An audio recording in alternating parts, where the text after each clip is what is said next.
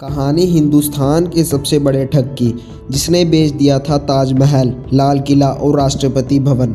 एक ऐसा ठग जिसके भारत के साथ साथ देश दुनिया में भी खूब चर्चे थे।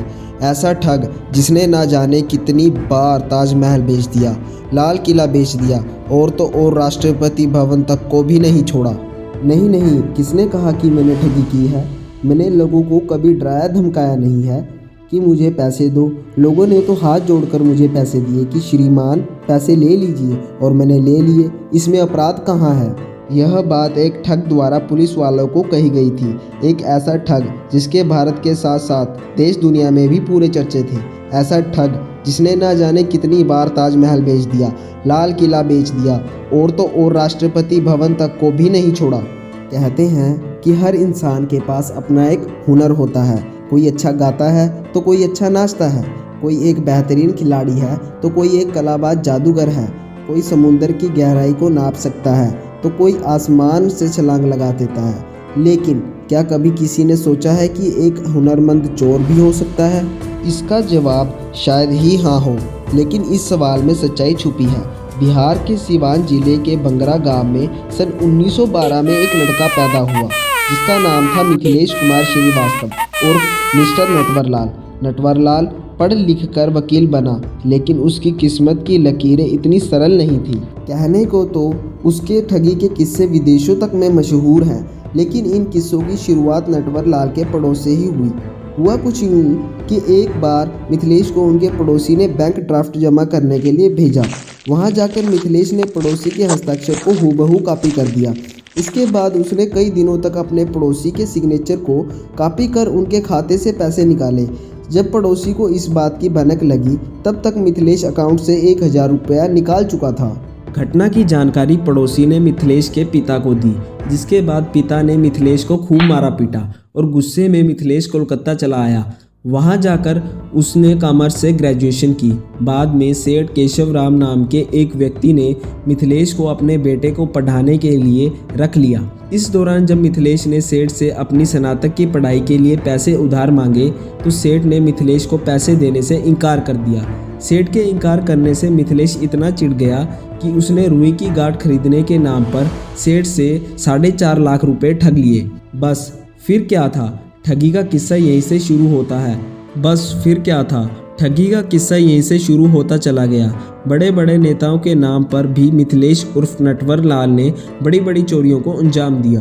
प्रधानमंत्री राजीव गांधी के नाम पर ठगी। दिल्ली के कनॉट प्लेस स्थित एक घड़ी की दुकान में सफ़ेद कमीज और पैंट पहने एक बूढ़ा आदमी प्रवेश करता है और खुद का परिचय वित्त मंत्री नारायण दत्त तिवारी के पर्सनल स्टाफ DN तिवारी रूप में देकर दुकानदार से कहता है कि प्रधानमंत्री राजीव गांधी ने पार्टी के सभी वरिष्ठ लोगों को समर्थन के लिए दिल्ली बुलाया है। इस बैठक में शामिल होने वाले सभी लोगों को वो एक एक घड़ी भेंट करना चाहते हैं, तो मुझे आपकी दुकान से 93 घड़ियाँ चाहिए। दुकानदार भी एक साथ इतनी घड़ियों को बेचने के लालच से खुद को रोक नहीं पाया। अगले दिन वो बूढ़ा आदमी घड़ी लेने दुकान पहुंचा। दुकानदार को घड़ी पैक करने की बात कह एक स्टाफ को अपने साथ लेकर वहां पहुंचा, जहां प्रधानमंत्री से लेकर बड़े बड़े अफसरों का ऑफिस होता है। वहां उसने स्टाफ को भुगतान के तौर पर 32,829 रुपये का बैंक ड्राफ्ट दे दिया। 2 दिन बाद जब दुकानदार ने ड्राफ्ट जमा किया तो बैंक वालों ने बताया कि वो ड्राफ्ट फर्जी है। इसके बाद दुकानदार को समझते हुए देर नहीं लगी कि वह शख्स कोई और नहीं बल्कि हिंदुस्तान का सबसे बड़ा ठग नटवरलाल था।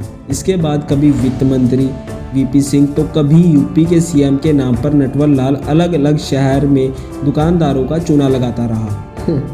बेच डाला राष्ट्रपति भवन, लाल किला और ताजमहल। एक बार नटवरलाल के पड़ोसी गांव में उस समय के राष्ट्रपति डॉक्टर राजेंद्र प्रसाद आए हुए थे।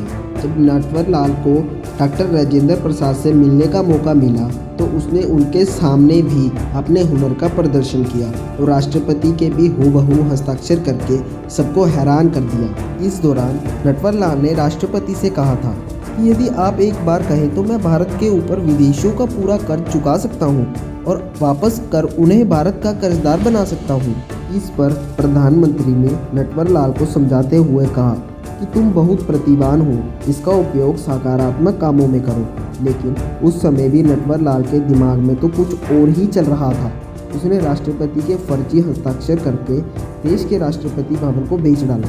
हैरानी की बात तो यह है कि जब उसने संसद को बेचा था तब सारे सांसद वहीं उपस्थित थे। कुछ इसी तरह नटवर लाल ने 2 बार लाल किले को और 3 बार ताजमहल को बेच दिया। अब जानते हैं कि नटवर लाल ने बड़े बड़े लोगों को कैसे ठगा। अपने खास हुनर के जरिए नटवर लाल ने सैकड़ों लोगों को धोखा दिया। इनमें टाटा और धीरू भाई अंबानी जैसे लोग भी शामिल थे। वह इन उद्योगपतियों से समाज सेवी बनकर मिलता था और समाज के कार्यों के लिए बहुत मोटा चंदा लेकर गायब हो जाता था। नटवर लाल का कहना था कि मुझे अपने बुद्धि पर इतना भरोसा है कि मुझे कोई नहीं पकड़ सकता। यह तो परमपिता परमेश्वर की मर्जी है। मैं नहीं जानता उसने मेरे भाग्य में क्या लिखा है। ऐसे हुआ जेल से आखिरी बार फरार। पुलिस नटवर लाल को 8 राज्यों में 100 से ज़्यादा मामलों को लेकर ढूंढ रही थी। 9 बार नटवर लाल को गिरफ्तार किया गया था, जिसमें से 8 बार वो पुलिस वालों को चकमा देकर फरार हुआ था।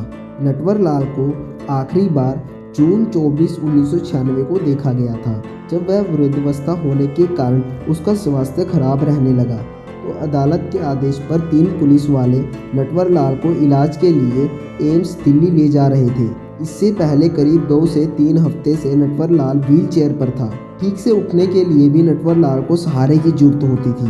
खैर, 3 पुलिस वालों के साथ नटवर लाल दिल्ली स्टेशन पहुंचता है। स्टेशन पर उतरकर चारों लोग एम्बुलेंस का वेट कर रहे होते हैं। इस दौरान 2 हवलदार स्टेशन पर ही किसी काम के चलते वहां से चले जाते हैं। इससे कुछ ही वक्त पहले तीनों पुलिस वालों ने मिलकर नटवर लाल को स्टेशन की बेंच पर लेटाया था। दोनों पुलिस वालों के जाने के बाद नटवर लाल ने तीसरे पुलिस वाले को चाय पीने की इच्छा जताते हुए पास ही में चाय लेने भेज दिया। थोड़ी देर बाद तीनों पुलिस वाले जब बेंच के पास लौटे तो तीनों की सांसें थम गई। कई हफ्तों से दूसरों के सहारे खड़े होने वाला नटवर लाल पल से गायब था। इसके बाद नटवर लाल कहाँ गया, किसी को उसके बारे में कुछ नहीं पता चल सका। तो दोस्तों, आपको ये वीडियो कैसी लगी नीचे कमेंट कर ज़रूर बताएं और नई वीडियो देखने के लिए मेरे चैनल को ज़रूर सब्सक्राइब करें। धन्यवाद।